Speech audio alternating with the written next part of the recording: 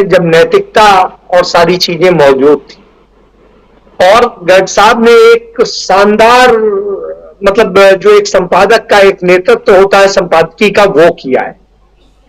तो वो तमाम सारी चीजों को समझते रहे, देखा है उन्होंने देश के एक कोने से दूसरे कोने तक, और समझाया। तो जो उन्होंने कहा है मैं उसको पूरी तरह से इंडोर्स करते हुए उसके आगे कहता हूं।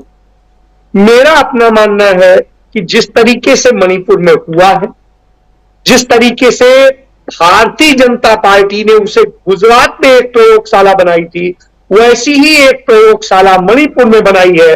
और ऐसी ही प्रयोगशाला देश के तमाम जगह पर छोटी छोटी सी प्रयोगशालाएं चल रही है, जिसका नतीजा था वो चेतन सिंह, जिसने ट्रेन के भीतर इतने बीभत्स ढंग से हत्या करी, और उसके बाद में भारतीय जनता पार्टी से जुड़ा हुआ एक डॉक्टर मथुरा में फर्जी एक वो दिखाता है कि इसका तो हमारे पास आया था, हमने इसका पर्चा बनाया था।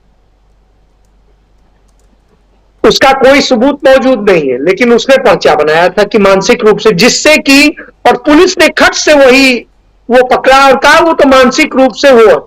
लेकिन जब वीडियो और सब कुछ सामने आए तो पता चला कि ये 100% झूठ है, वो कोई मानसिक रूप से वैसे नहीं, और किस तरीके से क्या कर रहा है और क्या है सब कुछ सामने।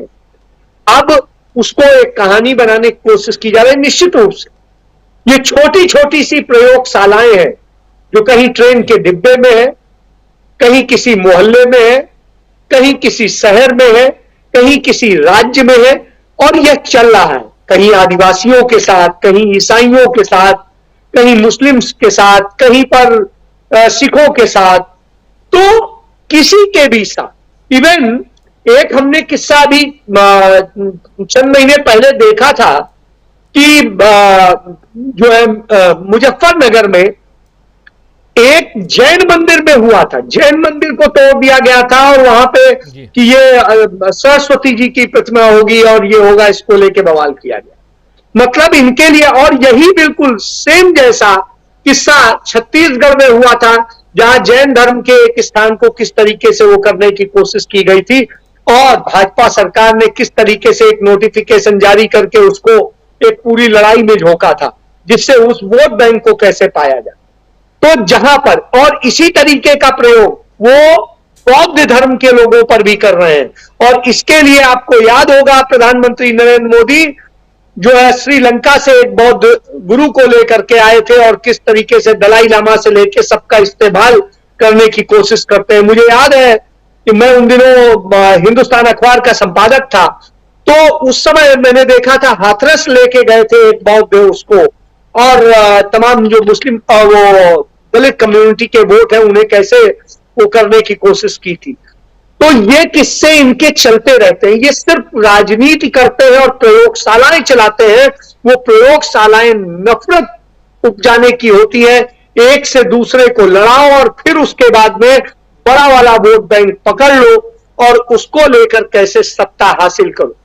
इनको दर्द महसूस नहीं होता है, क्योंकि ये हत्याएं लाशों पर अपनी, जो लाशों को है अपनी सीढ़ियां बनाते हैं और उन पर सत्ता का सिंहासन बिठाते हैं। तो यह एक सत्य है, और ये मैं ऐसे नहीं कर रहा हूं। देश की आजादी के पहले से लेके देश आजाद होने के बाद अब तक के तमाम इतने सैकड़ों नहीं हजारों उदाहरण मौजूद हैं, और वो अब धीरे धीरे राहुल गांधी के कारण बिल्कुल स्पष्ट रूप से सामने आने लगे हैं। क्योंकि अभी तक कोई नेता इस पर खुलकर नहीं बोलता था, डरता था हमारा वोट बैंक न छिन जाए। लेकिन राहुल गांधी ने वोट बैंक को छोड़ करके उन्होंने इस पर बोलना शुरू किया है, सच बोलना शुरू किया। और राहुल गांधी का सच ही है जो भाजपा को डरा रहा है, और वो इतने डरे हुए हैं, और डर स्पष्ट रूप से दिखाई देता है। मोदी के चेहरे और भाषण पर भी दिखाई दिया, मोदी की तमाम कार्यशैली पर दिखाई दिया, और जिस तरीके से उन्होंने संसद को एक रैली सभा में बदल दिया और नारे लगवाने शुरू कर दिए, वह बताता है कि जिस तरीके से हामी उन्होंने भरवाई, वह उनके डर को दिखाता है कि हम इतने हैं, हमारी भीड़ ये है। और साहब, उसी में आप देखिए झूठ का कितना प्रयोग हुआ, अमित शाह ने कितना झूठ बोला, उस झूठ की पराकाष्ठा है जितना झूठ संसद में बोला गया। जब हम लोग एक समय में कहते थे अरे वो तो संसद में बोला गया है, सच ही होगा। आज संसद में बोला गया है, उसका परीक्षण करना पड़ रहा है कि ये झूठ है कि सच है, क्यों, जबकि और ये कोई सांसद नहीं बोल रहा है, जो खुद प्रधानमंत्री और गृह मंत्री बोल रहा है।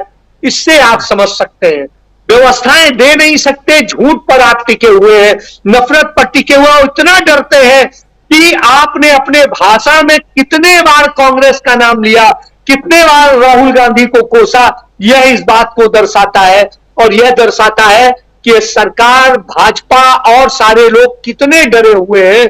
और इस डर का ही कारण है कि मणिपुर आज इनके लिए एक नासूर बन गया है। भले ही वो नॉर्थ ईस्ट में है, कोने में है, यहां के लोगों पे फर्क नहीं पड़ता, लेकिन आज राहुल गांधी के प्रयासों से उसकी चर्चा न सिर्फ देश के कोने कोने में हो रही है, देश के बाहर भी हो रही है, दुनिया में हो रही है।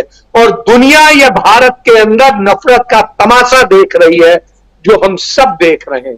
जी जी जी। जो और इसमें एक चीज और जोड़ना चाहूंगा। गोदी मीडिया के सर्वे में आया कि लोगों ने राहुल गांधी के भाषण को 90% पसंद किया और मोदी के को 10% भी नहीं। और दूसरा कि जब मोदी ने कहा कि किसकी सरकार बनेगी 2024 में, और इसको लेकर के तीसरी बार की बात की, तो भी गोदी मीडिया के सर्वे में आया कि साहब 65% से अधिक लोगों ने कहा कि राहुल गांधी कांग्रेस की सरकार की बात की, और दूसरी तरफ नरेंद्र मोदी की सरकार को 35% भी नहीं दिया, 32% पे समेट दिया। तो यह आप समझ सकते हैं। जी जी। समय बदल रहा है, मौसम बदल रहा है, और सियासी मौसम का जिक्र हम करते रहेंगे आने वाले वक्त में। बहुत ज़्यादा समय ले लिया।